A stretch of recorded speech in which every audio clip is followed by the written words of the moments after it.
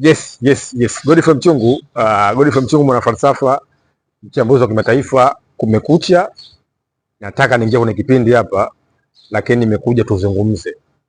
Na hoja msingi ambayo tutazungumzia hapa ni hoja ya mazungumzo ambayo yameendelea jana Geneva, Uswizi, kati ya Marekani na Iran. Na kwa kweli mazungumzo haya hayajafikia mwafaka. Irani walikuja na mapendekezo yao kwenye meza mazungumzo. The same katika nchi ya Marekani nao walikuja na mapendekezo yao kwenye meza mazungumzo. Kama unaofahamu, negotiation in diplomacy is a process of give and take. Kwa maana kwamba mazungumzo ya kidiplomasia kwenye meza mazungumzo ni mchakato wa kutoa na kupata, tunasema nipe nikupe. Sasa mazungumzo yao kweli yanachekesha kitu kimoja. Marekani anataka maeneo yale matatu ya Fordo, Natanz na Isfahan uweze kuharibiwa kabisa. Huu ni mpango wa kwanza wa Marekani ambao umeletwa na kina Steve Witkoff, Jared Kushner. La pili ni kwamba kuwe na zero enrichment, yani kuwe na 0% ya uendelezaji na urutubishwaji wa mpango wa nyuklia wa Iran.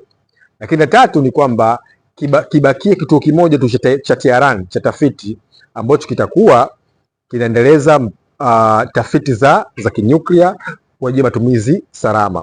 Lakini la nne ni kwamba sasa kutengeneza sheria au sera ambayo itaitaka Iran kutoendeleza kabisa katika taifa lao mpango wao wa nyuklia.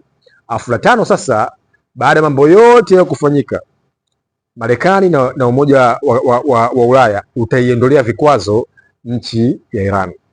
Upande wa Iran wanasema kwamba wapo tayari kusitisha kwa muda mpango wao wa nyuklia, lakini wamesema hawawezi kuacha vituo vyao vitatu Fordo, Isfahan na Natanz.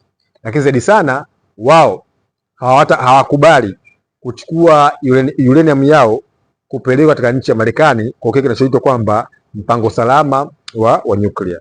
Sasa mazungumzo yao kwa kweli hayajafikia mwafaka, yamefeli, yameshindwa kwa sababu Iran amekataa mpango wote ambao umewakilishwa na Wamarekani wakiongozwa Steve Witkoff na mpo wa Trump, Jared Kushner.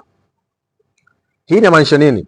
Inamaanisha kwamba Iran bora waingie vitani kuliko kuwa submissive, yani kuliko kuweza kuwa chini dhidi ya Marekani.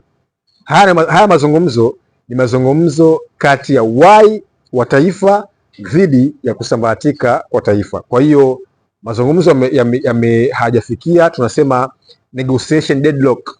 Sasa hapa lazima uende shule ukasome. Negotiation deadlock imefikia kwamba mazungumzo hayajafikia mwafaka. Na inataja kwamba Ayatollah Khamenei amekuwa ndo kikwazo kwa sababu yeye inatajwa kwamba ni muafidhina zaidi wa siasa za kulinda utaifa na kulinda hadhi.